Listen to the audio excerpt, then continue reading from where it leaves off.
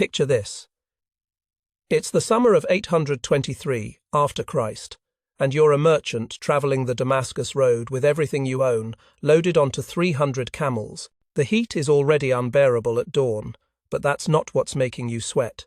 It's the knowledge that somewhere out there, in those red sandstone cliffs that rise like broken teeth from the desert floor, Abu Zar the Crimson is watching. Abu Zar earned his name honestly, not from some poetic metaphor about desert sunsets, but from the very real blood that stained his robes after every successful raid. And on this particular morning, he was about to add considerably more crimson to his collection. The Caliph's treasure caravan was moving slowly through the Whispering Gorge, that narrow passage where the wind creates an eerie moaning sound as it flows through the rock formations. Think of it as the medieval equivalent of driving an armored truck through the most dangerous neighborhood in the city, except your neighborhood is hundreds of miles of empty desert, and the local gangs have the mobility of cavalry units combined with the local knowledge of people who've lived here for generations. The caravan was impressive by any standard. 40 professional guards, men who'd fought in the Caliph's wars and knew their business. But Abu Zar had something more valuable than military training. He had intelligence.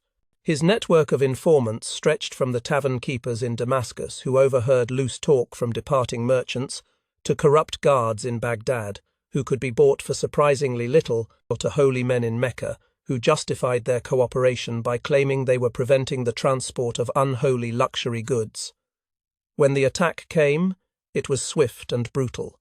The raiders emerged from hidden positions in the rocks like a pack of wolves, striking at precisely the moment when the caravan was most vulnerable, stretched out in single file through the narrow passage, unable to form defensive formations.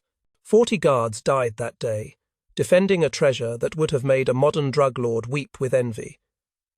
300 camels laden with Abbasid gold, Chinese silk worth more than entire villages, and frankincense so precious it was literally worth its weight in silver.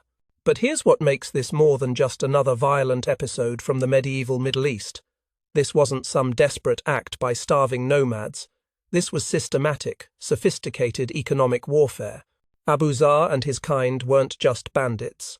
They were the heads of invisible kingdoms that existed in the spaces between the great cities, with their own economies, their own intelligence networks, their own codes of honor. Think about the logistics for a moment. These weren't random attacks by desperate men. Raiders like Abu Zar maintained scouts perched on cliff tops who could identify dust clouds from 50 miles away. That's like having an early warning system that could spot incoming trouble from the horizon. They knew which caravans were worth hitting and which ones to let pass. They understood seasonal trade patterns, knew when the big shipments moved, and had developed techniques for quickly assessing the value of a target without getting close enough to be spotted. This was the golden age of desert piracy, and it was choking the medieval economy. By 867 after Christ, just 44 years after Abu Zar's famous raid, systematic attacks had driven silk prices to triple their former cost. Insurance for a single journey could bankrupt a middle-class merchant. To put this in modern terms, imagine if highway robbery became so common that shipping costs tripled overnight. The economic disruption would be catastrophic. Yet the caravans kept moving, because the potential profits were simply too enormous to abandon. A single successful shipment of pepper from India could set a merchant up for life. Chinese silk, Indian, spices, African ivory, Arabian frankincense. These weren't just luxury goods. They were the economic foundation of medieval civilization.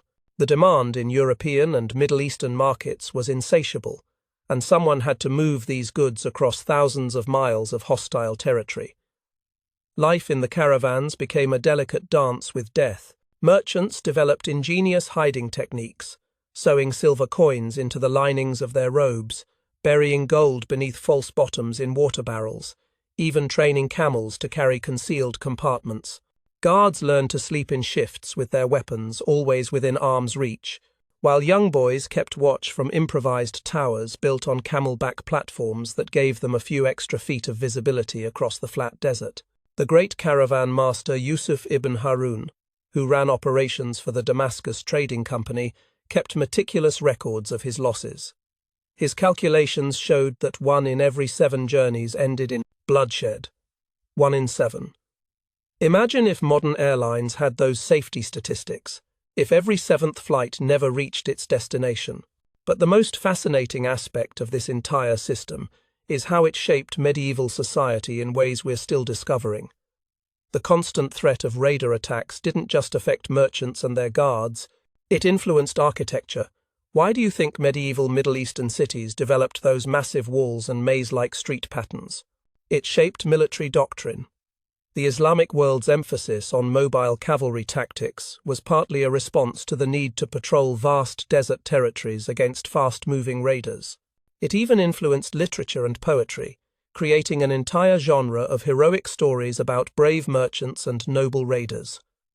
The economic impact rippled out in ways that touched everyone. Higher transportation costs meant higher prices for goods in the markets. Risk meant that only the wealthiest merchants could afford to trade in the most valuable commodities, concentrating wealth in fewer hands. Insurance costs, yes, they had insurance even then, made small-scale trading almost impossible, forcing independent merchants to either join larger companies or abandon long-distance trade entirely. And through it all, in the great centers of learning like Baghdad and Cairo, scholars and inventors were working on solutions.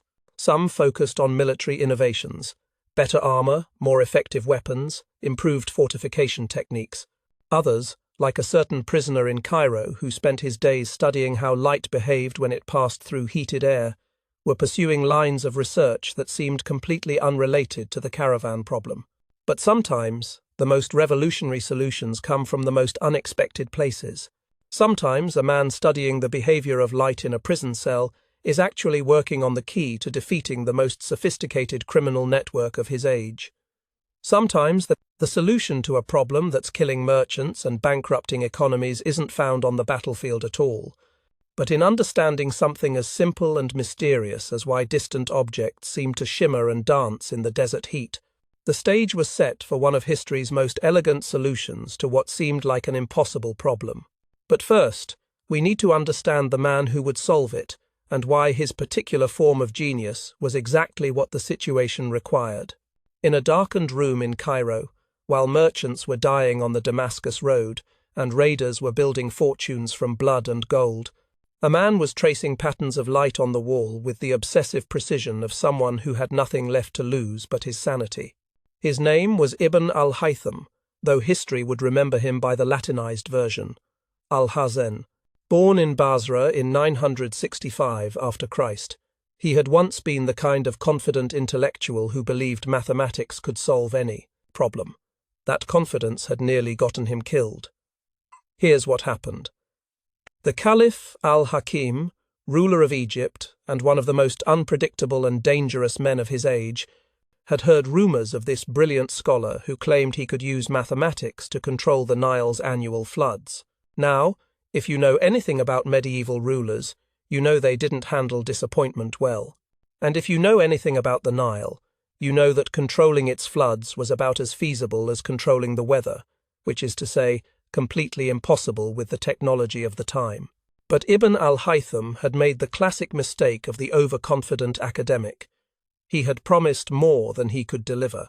When his elaborate calculations and engineering proposals proved impossible to implement in the real world, he found himself in the kind of situation where the difference between genius and madness might literally be the difference between life and death. So he chose madness, or rather, he chose to feign madness, which in medieval Islamic culture was considered a divine affliction that protected the sufferer from earthly punishment. It was a desperate gambit, but it worked. Instead of execution, Ibn al-Haytham received house arrest in a modest dwelling in Cairo, where he would remain for the next 10 years. Now, here's where this story takes a fascinating turn. Most people, finding themselves under house arrest for a decade, might spend their time in despair, or plotting escape, or simply trying to survive day by day. Ibn al-Haytham did something different. He turned his imprisonment into the most productive scientific research period of his life. Think about this for a moment. He's trapped in a small space, cut off from libraries, colleagues, and equipment, with nothing but time and his own mind. So what does he do? He starts conducting over 100 experiments on the nature of light itself, using makeshift equipment, mirrors, candles, water, vessels, pieces of glass. He began systematically investigating questions that had puzzled philosophers for centuries. His first breakthrough was disproving a theory that had been accepted since the time of the ancient Greeks. The prevailing wisdom, supported by everyone from Plato to Ptolemy, held that vision worked because the eye emitted rays that somehow grasped distant objects. Ibn al-Haytham proved this was nonsense. Through careful experimentation, he demonstrated that light travels from objects to the eye, not the other way around. That might seem obvious to us now, but it was revolutionary thinking in the 11th century. But the discovery that would change history came from his observations of something much more mundane, the way light behaved when it passed through air of different temperatures. Every day, as he sat in his prison room, Ibn al-Haytham could see the desert beyond Cairo through his small window, and every day he watched the strange visual phenomena that occurred as the sun heated the sand and rocks. You've probably seen this yourself if you've ever been in a very hot place. That shimmering effect that makes distant objects appear to dance and waver, the way roads seem to have water on them on hot summer days, the way entire landscapes can appear to float above the horizon. Ibn al-Haytham became obsessed with understanding exactly how this worked.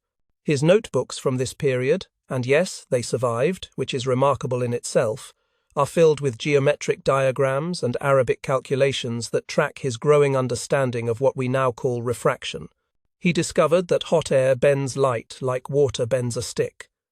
More importantly, he realized that this bending wasn't random, it followed predictable mathematical laws. The breakthrough came during a particularly scorching summer in 1014 after Christ. Ibn al-Haytham was conducting his usual observations when he realized something that made his pulse race. These weren't just pretty optical illusions. They were predictable phenomena based on temperature gradients that could be measured, mapped, and most importantly, used. He began taking measurements at different times of day, noting how the mirage effects intensified and weakened according to the angle of the sun and the temperature of the ground. He calculated the precise conditions under which objects at specific distances would become completely invisible to observers. And then, and this is the moment when pure science suddenly becomes practical innovation, he realized the implications for the caravan problem. If raiders relied on spotting dust clouds and movement from their cliff-top watchtowers, what would happen if caravans could travel inside nature's own cloak of invisibility? The idea was so audacious it bordered on fantasy. But Ibn al-Haytham had spent years learning to think systematically about problems that seemed impossible. His approach was methodical. First, prove the principle with small-scale experiments. Using models and mirrors, he demonstrated how objects at certain distances simply vanished from view when observed through heated air. Then, develop the mathematics to predict exactly when and where these effects would occur. His first attempts to interest the authorities met with the kind of reception you'd expect when a prisoner claims he can make entire caravans invisible using nothing but hot air. The military commander of Cairo, Nasir al-Dawla, laughed openly at this bookish academic, who thought he could solve problems that had baffled generals and merchants for generations. But Ibn al-Haytham had learned patience during his years of imprisonment. He persisted, creating detailed charts showing how the mirage effect intensified at specific locations during particular hours. He demonstrated his principles again and again, with the kind of methodical precision that eventually wears down even the most skeptical audience. The turning point came when his predictions proved accurate down to the minute. When he said a distant object would disappear from view at exactly the 6th hour after dawn, it disappeared at exactly the 6th hour after dawn. When he calculated that the effect would be strongest at a particular spot in the desert, observers confirmed his calculations were correct. Eventually, his relentless logic and precise predictions earned him something he hadn't had in years: credibility. Word of the prisoner who could predict mirages reached the vizier himself, the most powerful man in Egypt after the caliph. And slowly, carefully, Ibn al-Haytham began to explain how understanding the behavior of light might solve the greatest economic problem of their age. The stage was set for the first real test of a theory that would either revolutionize medieval transportation or prove that even genius has its limits. The first test of what would become known as the Mirage Shield technique took place during Ramadan of 1016. After Christ, just 2 years after Ibn al-Haytham's breakthrough.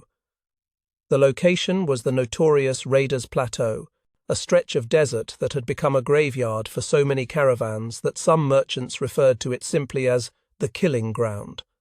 The volunteer for this experiment was Hassan al-Dimashqi, a silk trader from Damascus who was facing the medieval equivalent of bankruptcy. He'd already lost 2 caravans to raiders in the past 18 months, and his creditors were circling like vultures. This third journey would either save his business or finish it entirely. In other words, he was exactly the kind of desperate man willing to try a technique that sounded like something out of a fever dream. Hassan's caravan was modest by the standards of the great trading companies.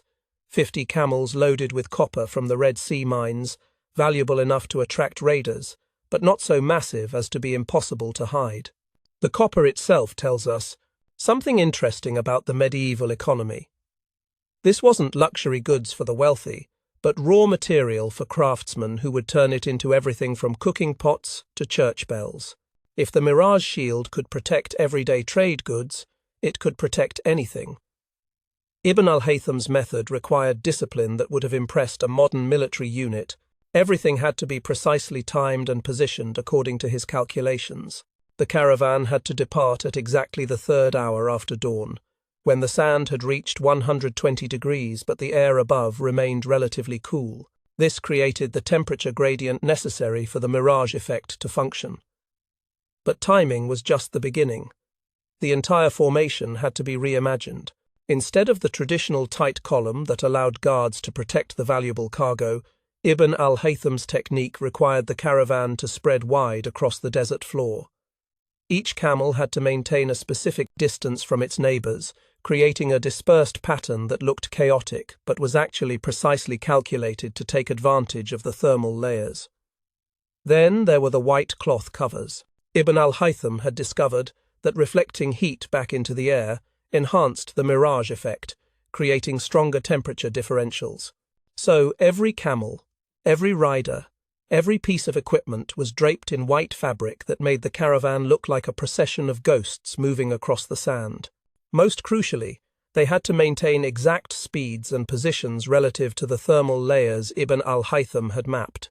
This meant the caravan master couldn't make the kind of tactical decisions that had kept caravans alive for centuries, speeding up to escape danger, clustering together for protection, taking cover in rocky areas. Instead, they had to trust completely in the mathematics of a man they'd never met, whose theories had never been tested under real-world conditions. From the raiders' traditional watchpoints high in the Red Cliffs, something unprecedented occurred that day. The lookouts had been tracking the caravan since before dawn, following standard procedures that had worked reliably for generations. They could see the dust cloud, count the camels, estimate the value of the cargo. Everything was proceeding normally. And then, as the sun climbed higher and the desert began to shimmer with heat, the caravan simply dissolved. Muhammad the Falcon, the raider chief who controlled this stretch of territory, later told captured merchants that he thought jinn had spirited the caravan away, and you can understand his confusion.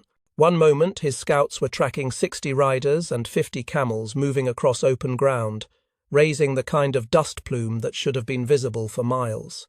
The next moment, there was nothing but empty desert dancing in waves of heat. The raiders weren't dealing with some new technology they could adapt to or counter. This wasn't better armor or faster horses or superior tactics. This was something that challenged their basic understanding of how the world worked. Caravans didn't just vanish. Solid objects didn't become invisible. The laws of nature didn't suddenly change to favor merchants over raiders. But that's exactly what appeared to be happening. Where there should have been clear targets for attack, the raiders saw only the endless shimmer of superheated air. Where there should have been dust clouds marking the caravan's position, there was nothing but the kind of visual distortion that made distant rocks look like lakes and caused entire mountains to appear to float above the horizon. By the time the air cooled enough in the late afternoon for clear vision to return, the caravan had passed completely through the killing zone and reached the safety of the next oasis. Hassan al-Dimashqi had successfully moved 50 camels loaded with valuable cargo through the most dangerous territory in the region without losing a single animal or man. Word of the phantom caravan spread through the trade networks with the speed that only really shocking news can achieve. Within 6 months, every major merchant house in Cairo, Damascus, Baghdad, and beyond had dispatched representatives to study with Ibn al-Haytham. The prisoner who had once been mocked for his claims about making caravans invisible was suddenly the most sought-after consultant in the medieval world. But Ibn al-Haytham was no longer content to simply demonstrate that his technique worked. He wanted to understand why it worked, how to improve it, and most importantly, how to teach it to others. He began training a new class of specialists, men he called the Mirage Navigators, who could read thermal patterns like sailors read the stars. These navigators commanded fees higher than master guards, and for good reason. A skilled swordsman could kill raiders, but a Mirage Navigator could make sure raiders never found the caravan in the first place. They offered something more valuable than protection. They offered invisibility. The technique evolved rapidly, as practitioners discovered refinements Ibn al-Haytham hadn't anticipated. They found optimal routes that took advantage of natural temperature variations. They learned to identify weather conditions that enhanced or weakened the effect. Some even developed ways to create localized temperature differentials using water spraying and reflective surfaces, essentially manufacturing mirages where none would naturally occur. The most skilled navigators could guide caravans through multiple thermal layers, making them appear and disappear like phantoms as they moved across the landscape. A caravan might be clearly visible in the cool morning air, vanish completely during the heat of midday, then reappear as solid reality in the evening, only to discover they had covered ground that should have taken days to traverse. But perhaps the most remarkable aspect of this revolution was how quickly it spread beyond its original purpose. The systematic, experimental approach Ibn al-Haytham had used to solve the caravan problem was being applied to other challenges. His insistence that theories must be tested against reality, that mathematics could describe natural phenomena, that practical problems deserved scholarly attention. These ideas were beginning to influence how people throughout the Islamic world approached knowledge itself. The age of simply accepting traditional explanations was giving way to an age of investigation, measurement, and proof. And it all started with one man's refusal to accept that caravans had to remain helpless targets for raiders who controlled the empty spaces between cities. The Mirage Shield had proven that understanding nature's laws could provide more power than any sword, but the full implications of this discovery were only beginning to unfold. By 1020 after Christ, just 4 years after Hassan al-Dimashqi's successful phantom crossing, the medieval economy was undergoing a transformation that would have seemed impossible to previous generations.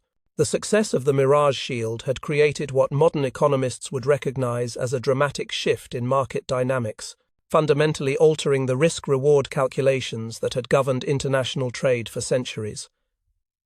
The numbers tell the story with stunning clarity. Losses to raiders had dropped from 15% of all caravan traffic to less than 3% on routes using trained Mirage navigators. To put this in perspective, imagine if modern shipping losses suddenly decreased by 80%.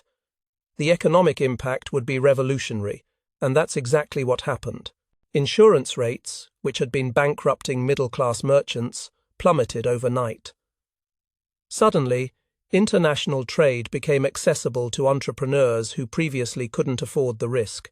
The volume of goods, moving between Baghdad, Damascus, Cairo, and Mecca, increased fivefold within a single generation. Silk prices, which had tripled due to raider attacks, fell back to historical levels and kept falling as supply routes became reliable again. But the most fascinating aspect of this economic revolution wasn't the numbers. It was the human drama playing out in the desert. The raiders who had terrorized caravan routes for generations were facing an existential crisis. Their entire way of life, their economic system, their social structure, everything depended on being able to intercept valuable cargo moving across predictable routes. When caravans could simply vanish into thin air, the fundamental assumptions of desert piracy collapsed. Some raider bands adapted with remarkable creativity. Muhammad the Falcon, the same chief who had watched Hassan's caravan disappear, became one of the first to reinvent himself as a guide. His intimate knowledge of the desert, once used to hunt merchants, proved invaluable for helping caravans navigate the precise thermal passages required for the Mirage shield to function. Within 2 years, he was earning more as a consultant than he ever had as a raider. Others weren't so adaptable. The raider bands that couldn't or wouldn't change found themselves facing increasingly desperate circumstances. Some turned to escorting pilgrims to Mecca, a traditionally protected form of traffic that had always been off-limits to raiders. Others joined the regular armies of various caliphs, where their cavalry skills and desert knowledge made them valuable soldiers. A few desperate groups attempted to attack oases directly, but fortified settlements proved far more challenging targets than mobile caravans strung out across open desert. The age of desert piracy was gradually fading like a mirage itself, dissolving into the shimmering heat of economic change. But the ripple effects extended far beyond the caravan routes. The technique spread beyond the Islamic world, with the same inexorable force that had driven the original trade routes. Chinese merchants adapted Ibn al-Haytham's principles for the Taklamakan Desert, that vast expanse of sand and heat that had claimed countless lives along the Silk Road. Byzantine traders used similar methods in the highlands of Anatolia, where temperature inversions created their own opportunities for thermal camouflage. Each culture added its own refinements to the basic technique. The Persians discovered that certain incense smokes, when burned in specific patterns, could enhance the mirage effect by creating additional temperature variations. Berber tribes in North Africa developed rhythmic songs that helped caravan members maintain the precise pace needed for optimal positioning within thermal layers. Indian Ocean traders found ways to use monsoon winds and temperature differentials to hide ships from pirates in coastal waters. What we're witnessing here is something historians now recognize as one of the first examples of truly global technology transfer in the medieval period. A scientific discovery made by a prisoner in Cairo was being adapted and improved by cultures from Spain to China within a matter of decades. The medieval world was far more connected and innovative than we often realize. Ibn al-Haytham lived to see his invention transform not just the caravan trade, but the entire approach to solving practical problems through systematic investigation. When he died peacefully in Cairo in 1040 after Christ, he was no longer the disgraced academic who had failed to control the Nile. He was recognized as the man who had used pure science to defeat one of the most sophisticated criminal networks of his age. But his true legacy extended far beyond the Mirage shield itself. The systematic, experimental approach he had developed during his years of imprisonment became the foundation of what we now call the scientific method. His insistence that theories must be tested against reality, that mathematics could describe natural phenomena, that practical problems deserved scholarly attention. These ideas revolutionized how humanity approached knowledge. Before Ibn al-Haytham, natural philosophy was largely a matter of accepting the wisdom of ancient authorities. After him, it became a matter of observation, hypothesis, experimentation, and proof. In solving the caravan problem, he had accidentally solved a much larger problem: how to distinguish between what we think we know and what we actually know. The economic impact of his work continued long after his death. By 1100 after Christ, the reliable trade routes protected by Mirage shield technology had become the arteries of a truly global economy. Goods from Asia reached European markets faster and cheaper than ever before. Cultural exchange accelerated as merchants, scholars, and artisans could travel with confidence across vast distances. The wealth generated by secure trade routes funded everything from the construction of magnificent mosques and cathedrals to the copying of classical texts that preserved ancient knowledge for future generations. Perhaps most remarkably, the Mirage shield had created what medieval chroniclers called the Empire of Invisible Gold, a network of economic relationships that existed in the spaces between traditional political boundaries. Merchants using Ibn al-Haytham's techniques operated according to shared technical standards and common practices that transcended the borders between Islamic caliphates, Christian kingdoms, and Byzantine territories. Today, when we speak of science serving humanity, when we talk about using technology to solve practical problems, when we discuss the importance of empirical evidence over traditional authority, we're echoing ideas that first crystallized in a prison cell in Cairo over 1,000 years ago. Ibn al-Haytham's legacy isn't just the Mirage Shield. It's the entire approach to knowledge that made the Mirage Shield possible. The man who began as a failed engineer became the father of experimental science. The prisoner who claimed he could make caravans invisible ended up making the invisible visible. The underlying laws of nature that govern everything from the behavior of light to the patterns of economic change. In saving merchants from raiders, he helped save human reason from the tyranny of unquestioned assumptions. The phantom caravans that once crossed the desert protected by bending light have long since crumbled to dust. But the method of thinking that created them continues to shape our world in ways Ibn al-Haytham could never have imagined. Every time a scientist forms a hypothesis and tests it against evidence, every time an engineer solves a practical problem by understanding natural principles, every time human knowledge advances through careful observation rather than inherited wisdom, we see the continuation of a revolution that began with one man's patient study of how light behaves in the desert heat. The empire of invisible gold has become an empire of visible knowledge, and its capital is everywhere human curiosity meets systematic investigation. That may be the most remarkable transformation of all.